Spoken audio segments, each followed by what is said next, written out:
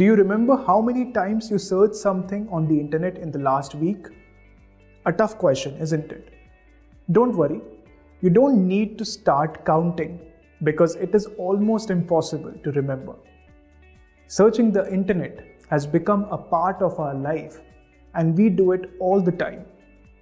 So naturally, a question arises. How is searching made possible? Why is it such a simple process for us? To understand this, let's go back to the very first step, when we realize that we need to search for something. It could be finding the nearest restaurant. It could be a tough concept that we need to understand before our semester exams. It could be the lyrics of a favorite song. Or it could be finding a gift for your friend's birthday. The possibilities are endless. For me personally, I've been lately thinking a lot about coffee. So I wanted to learn more about it. What are the different types of coffee beans? How can coffee be made? And so on. So to get started, I naturally thought of simply searching coffee on the internet. In my laptop, I first opened a browser, Google Chrome, and typed coffee in the address bar.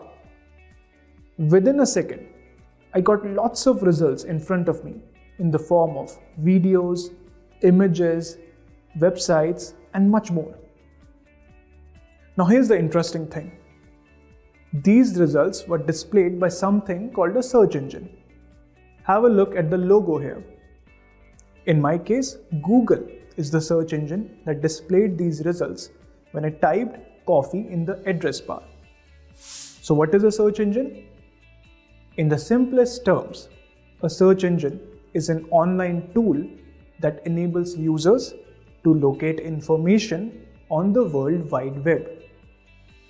Now there are two ways to access a search engine. One is how I accessed it, by simply typing coffee in the address bar of the browser. All modern browsers in phones and computers support this feature, and chances are that most of you use this feature to search too. The other old-fashioned way is to visit the search engine's website. As I mentioned before, a search engine is an online tool, and so it can also be accessed directly like a normal website by typing google.com or yahoo.com in the address bar. There, you can search the internet in a similar way as well.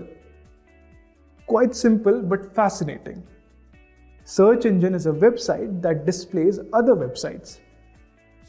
Now Google is only one of the search engines. There are other famous search engines such as Yahoo, Bing, and there are also some interesting ones like Ecosia, a search engine that plants trees. In this training program, we will be limiting our discussion to Google only. There are two reasons for that. One, more than 90% of the world uses Google to search the internet. It's far ahead of the competition. Two, search engines mostly work in the same way. Learning how Google works will be enough for understanding all of them.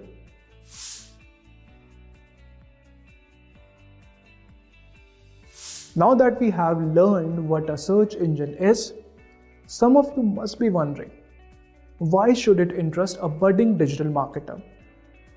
Well, I have some interesting stats for you. Google alone handles around 80,000 searches per second. That is almost 7 billion searches per day.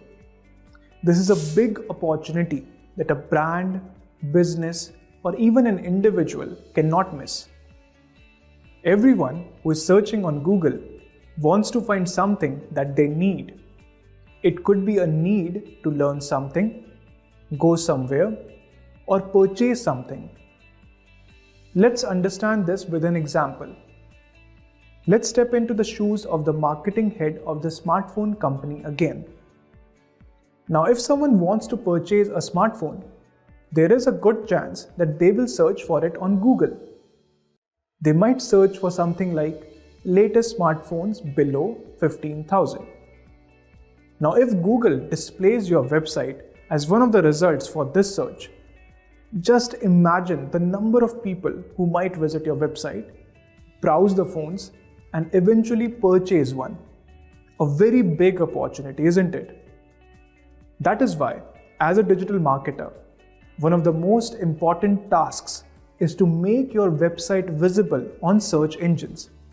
And that is exactly what we will be learning in this module.